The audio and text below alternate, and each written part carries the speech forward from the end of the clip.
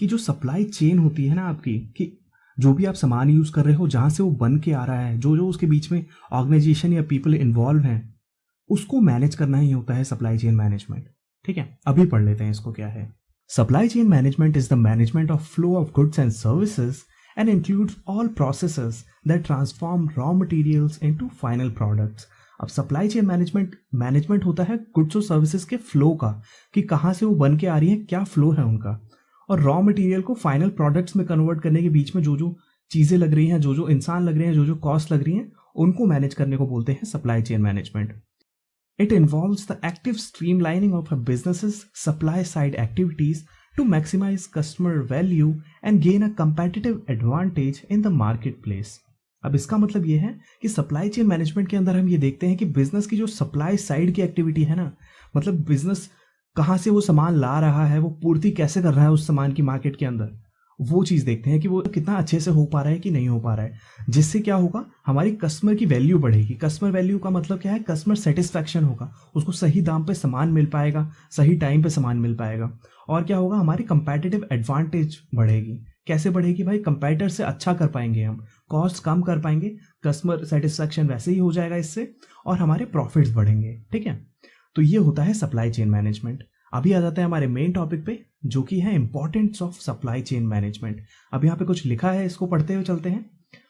To remain competitive, small firms have to offer superior quality goods at the lowest price possible. बिल्कुल सही बात है, अगर आपको मार्केट में कंपेटिटिव रहना है, अपने कंपेटिटर से अच्छा करना है, तो आपको क्वालिटी के गुड्स देने पड़ेंगे। सबसे पहली बात तो ये कि गुड्स की क्वालिटी आपकी बहुत अच्छी होनी चाहिए। गुड्स मतलब जो भी सामान आप बेच रहे हो उसकी क्वालिटी बहुत अच्छी होनी चाहिए, और उसका प्राइस इतना ज़्यादा नहीं होना चाहिए। भाई अगर प्राइस आप ज़्यादा देके उसकी क्वालिटी दे रहे हो तो कोई फ़ायदा नहीं है। लोग बोलेंगे यार ठीक है थोड़ी कम क्वालिटी का ले लेंगे, लेकिन प्राइस तो यार कम है ना उसका, है ना। तो प्राइस भी एकदम लोएस्ट रखो जितना हो सके, आपके कॉस्ट माइनस कर करके। ठीक है, तो जितने कम प्राइस में आप सामान दोगे और जितने क्वालिटी का सामान दोगे, उतने ज़्यादा आप कंपेटिटिव होगे मार्केट में। The need to minimize product cost make effective supply chain management vital. इसका मतलब ये है कि आपकी जो प्रोडक्ट कॉस्ट है, जो आपको उस सामान को बनाने में कॉस्ट लग रही है, उस सामान को मार्केट तक लाने में कॉस्ट लग रही है, अगर आप उसको कम करते हो ना, तभी आपकी कहलाएगी कि सप्लाई चेन जो है आपकी बहुत ज़्यादा इफेक्टिव है। ठीक है, आगे बढ़ते हैं। There are cost involve in every process of the product life cycle. बिल्कुल सही बात है, प्रोडक्ट के बनने से लेकर उसको मार्केट में आने तक, या कस्टमर जब तक उसको खरीद नहीं लेता, बहुत सारी कॉस्ट इन्वॉल्व होती है, इमेजिन भी नहीं कर सकते आप। मतलब इतनी सारी होती है। मान लो एक एग्जाम्पल लो, आपके आसपास कोई सामान पड़ा है, मान लो आपका कोई फोन है जिसमें आप ये वीडियो देख रहे हो, या कोई कंप्यूटर है जिसमें आप ये वीडियो देख रहे हो। अब आपको क्या लग रहा है, कंप्यूटर डायरेक्ट आपके पास आ गया है। भाई कंप्यूटर बनने की प्रोसेस कहाँ से स्टार्ट हुई होगी, समझ रहे हो। प्लास्टिक को असेंबल किया होगा, उसके मदरबोर्ड बनाया होगा, उसमें कंपोनेंट्स लगाए होंगे। ठीक है, उसके बाद उसको फॉरवर्ड किया होगा आगे सॉफ्टवेयर वालों के पास, सॉफ्टवेयर वालों ने उसमें सॉफ्टवेयर वगैरह डाले होंगे, विंडो डाली होगी। फोन में भी ऐसा ही होता है, फोन में भी सॉफ्टवेयर डाला होगा, है ना। तो उसके बाद क्या हुआ होगा, वो डिस्ट्रीब्यूटर के पास गया होगा, पैक हुआ होगा, पैक होने में पैसे लगते हैं, डिस्ट्रीब्यूटर के पास जाने में पैसे लगते हैं, ट्रक में भर के जाएगा या फ्लाइट से जाएगा, है ना। उसके फ्यूल के पैसे, उसका इंश्योरेंस कराओगे तो उसके पैसे, बहुत सारी चीज़ें होती हैं, बहुत सारी कॉस्ट इन्वॉल्व होती हैं एक प्रोडक्ट की लाइफ साइकिल में। ठीक है, and it is the responsibility of management to ensure that these cost are kept low. अब ये सप्लाई चेन मैनेजर की रिस्पॉन्सिबिलिटी होती है, या मैनेजमेंट की रिस्पॉन्सिबिलिटी होती है, कि वो कॉस्ट को जितना कम हो सके उतना कम करे। ठीक है, so the company can continue to pass along these savings to the consumers, ताकि जो कंपनी है ना, वो ये जो सेविंग कर रही है, वो कॉस्ट कटिंग करके वो कंज्यूमर्स तक पहुंचा पाए। दैट मीन्स कंज्यूमर को सस्ते दाम पे सामान दे पाए, और सस्ते दाम पे ही नहीं, क्वालिटी भी अच्छी दे पाए साथ के साथ, और अपना प्रॉफिट भी बनाए। ऐसा नहीं है कि खुद लॉस में जाके कंज्यूमर को सस्ते दाम पे सामान दे रहे हैं, ऐसा बिल्कुल नहीं है। कॉस्ट इतनी कट कर दो कि आप अपना प्रॉफिट मार्जिन भी रखोगे ना, तो भी कंज्यूमर्स को वो सस्ता पड़ेगा। अभी हमारे पॉइंट्स पे आ जाते हैं कि इंपॉर्टेंस होता क्या है सप्लाई चेन मैनेजमेंट का।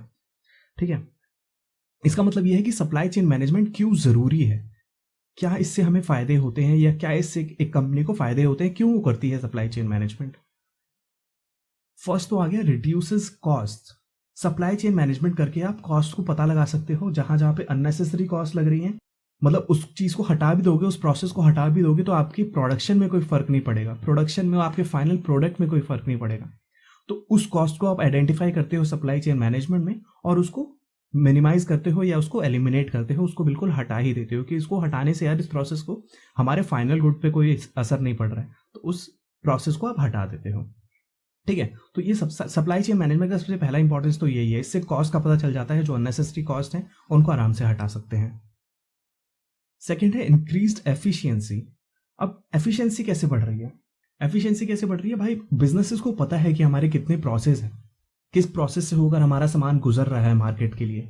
ये सारा किस में आ रहा है? सप्लाई चेन मैनेजमेंट में आ रहा है। कोई भी कंपनी सप्लाई चेन मैनेजमेंट करके पता लगा सकती है कि क्या क्या प्रोसेसेस हैं, क्या क्या ऑपरेशंस हैं जिससे होकर हमारा सामान गुजर रहा है, और उसमें बस उन ऑपरेशंस को शामिल कर सकती है जिससे वैल्यू ऐड हो रही है किसी एक्टिविटी में, किसी एक्टिविटी में कुछ अच्छा हो रहा है मान लो एक तरह से। ठीक है, तो इससे हम कहेंगे कि कंपनी की एफिशिएंसी बढ़ रही है, उसका बहुत स्मूथ है प्रोसेस। ठीक है, उसमें बीच में कोई कंफ्यूजन नहीं है, कोई कुछ नहीं है, बहुत ज़्यादा एफिशिएंसी इंक्रीज हो जाती है सप्लाई चेन मैनेजमेंट से।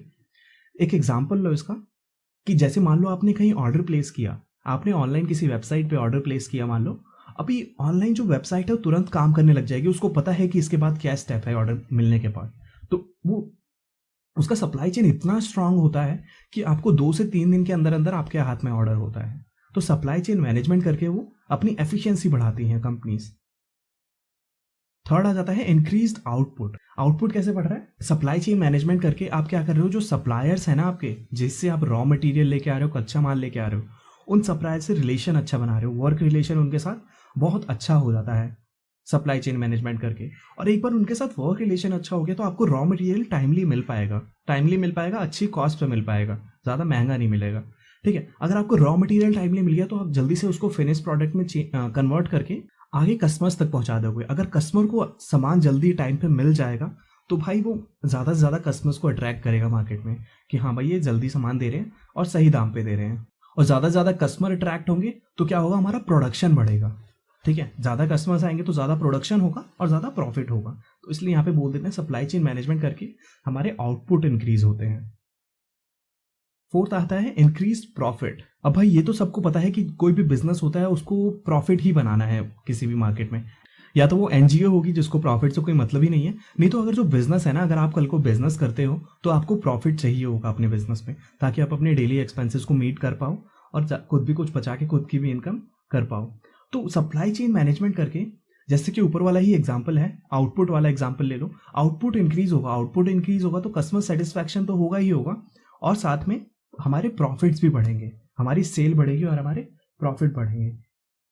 और एक ये भी हो सकता है कि इसका, जैसे हमें रॉ मटेरियल मिल गया और सही कॉस्ट पे मिल गया तो हम कस्टमर्स को अच्छी कॉस्ट पे दे पाएंगे उसको।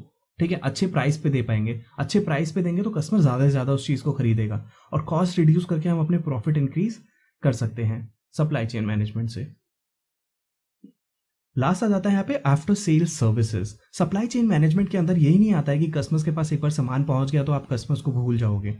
कस्टमर्स को भूलते बिल्कुल नहीं है, उनको आफ्टर सेल्स सर्विसेज देते हैं। जैसे सप्लाई चेन मैनेजमेंट के प्रोसेस में भी था ये, आपने अगर पहले वाली वीडियो नहीं देखी है तो सप्लाई चेन मैनेजमेंट के प्रोसेस का लास्ट स्टेप होता है रिटर्न, कि अगर कस्टमर को कोई दिक्कत आ रही है ना किसी सामान में जो उसको मिला है तो वो हमें रिटर्न कर सकता है। तो आफ्टर सेल्स सर्विसेज हमें मिलती हैं, जिससे क्या होता है, कस्टमर हमारा सेटिस्फाइड रहता है हमेशा। तो ये भी एक इंपॉर्टेंस हो गया सप्लाई चेन मैनेजमेंट का। तो ये कुछ 5 इंपॉर्टेंस थे। अभी आ जाते हैं हम अपने चैलेंजेस पे, कि क्या कुछ ऐसे चैलेंजेस होते हैं जो सप्लाई चेन मैनेजर्स को फेस करने पड़ते हैं। ऐसा तो नहीं है कि भाई सप्लाई चेन एक ये प्रोसेस है, इसको पूरा कर लोगे सप्लाई चेन हो गई। भाई बीच में कुछ ना कुछ चैलेंज आते होंगे, एक एक प्रोसेस को पूरा करने में कोई ना कोई चैलेंज आता होगा। तो वही चीज़ हम डिस्कस करने वाले हैं कि क्या क्या इसमें डिफिकल्टीज बोल लो, चैलेंज बोल लो, वो आ सकते हैं सप्लाई चेन मैनेजर के सामने। फर्स्ट है क्वालिटी कस्टमर सर्विस। जैसे कि हमने पीछे पढ़ा था, इंपॉर्टेंस होता है कि आफ्टर सेल सर्विसेज देती है कंपनी जिससे कस्टमर सेटिस्फैक्शन होता है। लेकिन क्वालिटी कस्टमर सर्विस बहुत बड़ा टर्म है। इसके लिए आपको कस्टमर सर्विस सेंटर रखने पड़ेंगे, है ना। सर्विस सेंटर रखोगे तो उसमें कॉस्ट लगेगी आपकी। तो ये सारी चीज़ें चैलेंजेस में आ जाती हैं। ठीक है, और कस्टमर्स की डिफरेंट नीड होगी, डिफरेंट प्रेफरेंसेस होंगे, उसको मीट करना, राइट क्वालिटी देना कस्टमर को, राइट क्वांटिटी पे सामान देना, राइट अमाउंट में देना सामान, परफेक्ट टाइमिंग में देना जिस टाइम उसको चाहिए। तो ये सारा क्वालिटी कस्टमर सर्विस में आता है, जो कि एक चैलेंज है सप्लाई चेन मैनेजर के सामने। ठीक है, उसको मीट करना कि कस्टमर सर्विस हमारी क्वालिटी की रहे, उस क्वालिटी को मीट करना एक चैलेंज होता है। सेकेंड है increased cost through out the supply chain, कि सप्लाई चेन की जैसे जैसे सप्लाई चेन में प्रोडक्ट आगे बढ़ता है तो कॉस्ट बढ़ती रहती है। जैसे मान लो फैक्ट्री से कोई सामान निकला, वो गया डिस्ट्रीब्यूटर या होलसेलर के पास, अब जाने में उसका खर्चा लगेगा थोड़ा सा। पहले तो उसको बड़े बॉक्सेस में पैक करो, उसमें कॉस्ट लगेगी। उसके बाद उसको ट्रक में भरो ले जाके, तो लेबर की कॉस्ट लगेगी जो उसको वहां तक लेके जाएगा। अब ट्रक में पेट्रोल लगेगा, ट्रक में ट्रक का ड्राइवर लगेगा, ट्रक में अगर उस सामान का आप इंश्योरेंस करा रहे हो तो इंश्योरेंस लगेगा। तो हर एक जगह पे, हर एक स्टेप पे कॉस्ट बढ़ जाती है सप्लाई चेन में। और इस कॉस्ट को कम करना भाई एक चैलेंज होता है सप्लाई चेन मैनेजर के सामने। उसको पहले सारी कॉस्ट को एस्टिमेट करना पड़ता है, फिर उसको कम करनी पड़ती है कॉस्ट। ठीक है, थर्ड आ गया, risk in the supply chain creates pressure. अब ऐसा तो नहीं है कि सब कुछ भाई आपके प्लान के हिसाब से ही चलेगा, कुछ ना कुछ प्लान के विपरीत भी हो सकता है, जिसको हम रिस्क कहते हैं। ठीक है, सप्लाई चेन के अंदर। और वो क्या करता है, प्रेशर डालता है, वो एक चैलेंज होता है सप्लाई चेन मैनेजर के सामने। अब रिस्क कैसे हो सकते हैं, constant change in market. Market भाई एक तरह का नहीं रहता, उसमें चेंजेस आते रहते हैं, है ना।